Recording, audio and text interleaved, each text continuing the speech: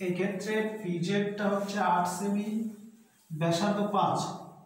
তা x P Y ত্রিভুজের পরিসীমা বের করতে গেলে তিনটে বাহুর সমষ্টি, বা আমরা আগের ক্লাসে আলোচনা করেছি কি যে বহিস্থ বিন্দু থেকে স্পর্শক থাকলে এই ত্রিভুজের পরিসীমা যে কোনো একটি স্পর্শকের দ্বিগুণ হবে।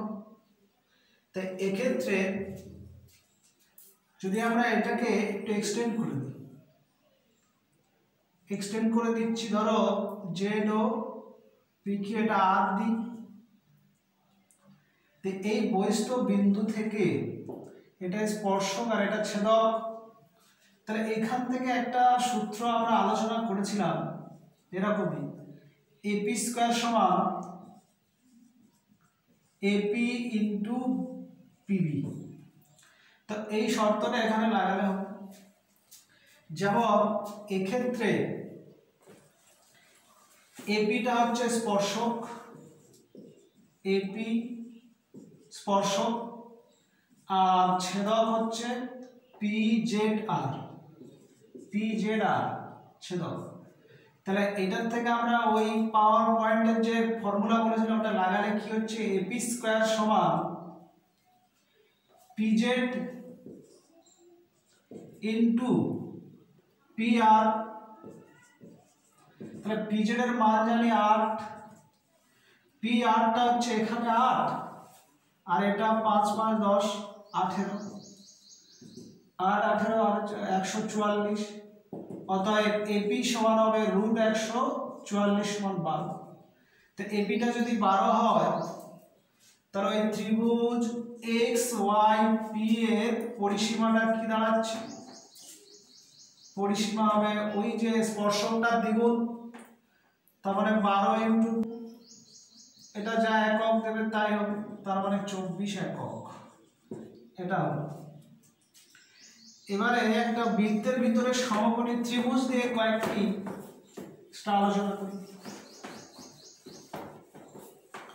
যেমন একটা বৃত্ত, আমরা বৃত্তের কোন চাপে কেন্দ্রস্থ কোণ বৃত্তস্থ কোণের দ্বিগুণ জানি। কি জানি আমরা? কেন্দ্রস্থ কোণ বৃত্তস্থ কোণের দ্বিগুণ। এক্ষেত্রে যদি আমরা বৃত্তটা ব্যাসের সাপেক্ষে ত্রিভুজ করি একটা, যেমন এইটা ধরো এবি ব্যাস, সি বৃত্তের উপরে যে কোনো একটি বিন্দু, এটা যদি কেন্দ্রস্থ কোণ হয় তাহলে এটা এর দ্বিগুণ, তাহলে এটা 180 ডিগ্রি, তাহলে এটা হবে 90 ডিগ্রি। এই কোণটাকে আমরা কি বলি? অর্ধবৃত্তস্থ কোণ বা সেমি সার্কুলার অ্যাঙ্গেল। এই কোণটা থেকে যদি আমরা ব্যাসের উপরে লম্ব টানি, ধরো সিডি লম্ব টানলাম, তাহলে ওই যে এবিসি ত্রিভুজটা আরো এক্সট্রা দুটো ত্রিভুজ ক্রিয়েট করছে। এইখান থেকে সদৃশকোণিতার ধর্ম থেকে কয়েকটি সম্পর্ক আমরা পাব। সেই সম্পর্কগুলো কি কি? যেটা ব্যাস সেটা দুটো ভাগ হয়েছে, এই একটি, তাহলে এটা লম্ব মানে এটাও 90 ডিগ্রি, এই কোণটাও 90 ডিগ্রি। তাহলে ত্রিভুজ বিসিডি এর সমকোণের বিপরীতে এটা অতিভুজ। তাহলে এই যে ছোট ত্রিভুজটা, এর অতিভুজের যে বর্গটা হবে সেটা ওই ব্যাসের সঙ্গে এই ছোট টুকরোটার গুণফলের সমান হবে। ধরো ব্যাসটা কোণ এবি, তার সঙ্গে বিডি, এই শর্তটা একটা আসবে। বা যদি এইদিকে ত্রিভুজটা ধরি, এই ক্ষেত্রেও এই ত্রিভুজের এই অতি স্কয়ারটা এক্ষেত্রে ওই ব্যাসের সঙ্গে এটার গুণফল আসবে, এবি ইন্টু এডি আসে। আরো শর্ত আসে, এই যে লম্বটা যদি সিডি স্কয়ার করা হয় তাহলে এর সংলগ্ন এই যে ব্যাসের বাহু দুটো তাদের গুণফলের সমান হবে। তাহলে আমরা এই তিনটে শর্ত পাচ্ছি। এবারে এই শর্তগুলো যদি আমরা যোগ বিয়োগ করি, ধরো এটা যোগ করব বা এটার সঙ্গে এটা, এখান থেকে আরো কিছু কিছু শর্ত পাবো। তাহলে প্রথমে আমি এই শর্তটা আসছে কি করে একটু বলে দিই সঠিক।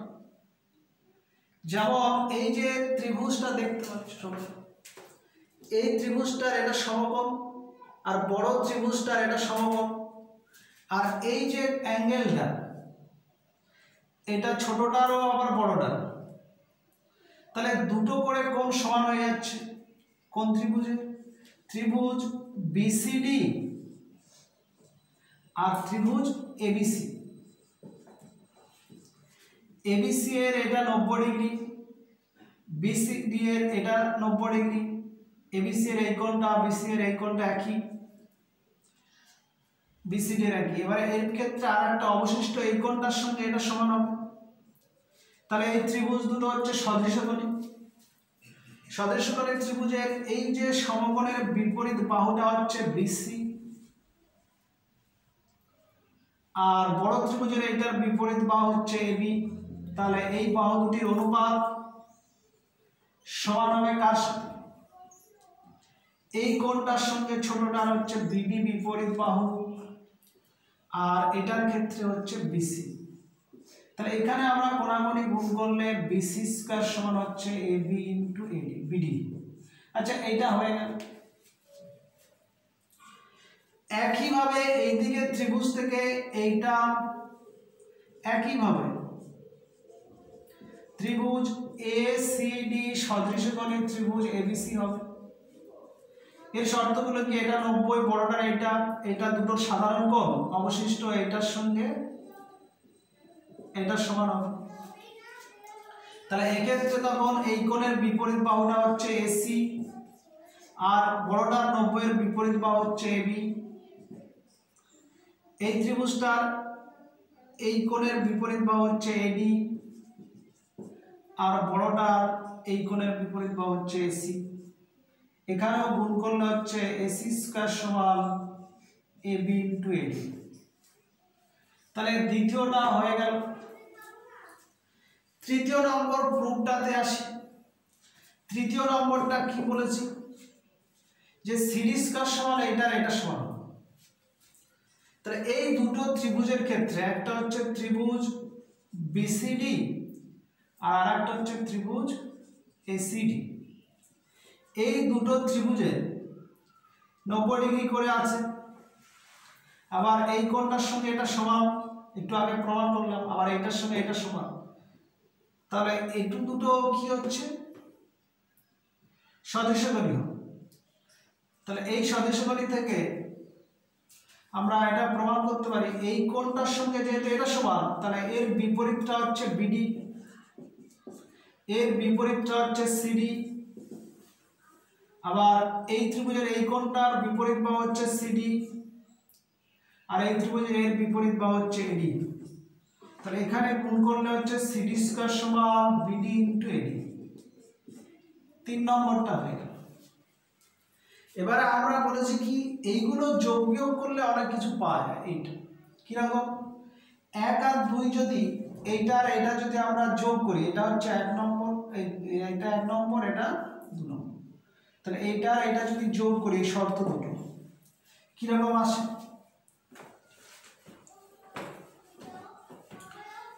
যেমন এই 1 নম্বর 2 নম্বর, তাহলে আমরা বিসি স্কয়ারের সঙ্গে এসি স্কয়ারটা যোগ করছি।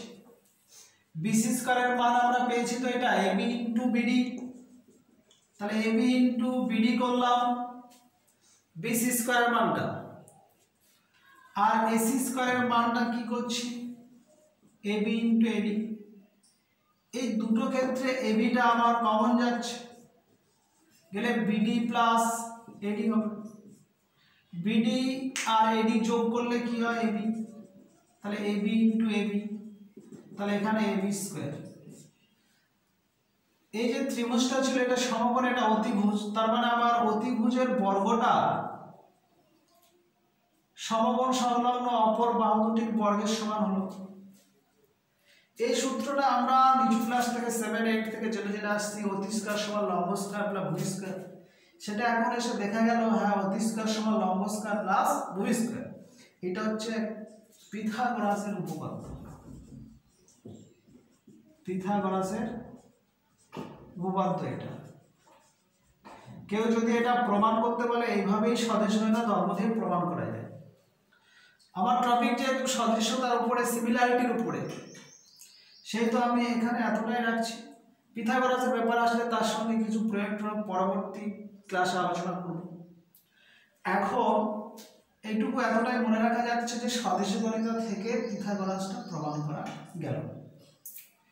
এবার আসি এর উপরে কয়েকটি প্রয়োগমূলক আলোচনা। যেমন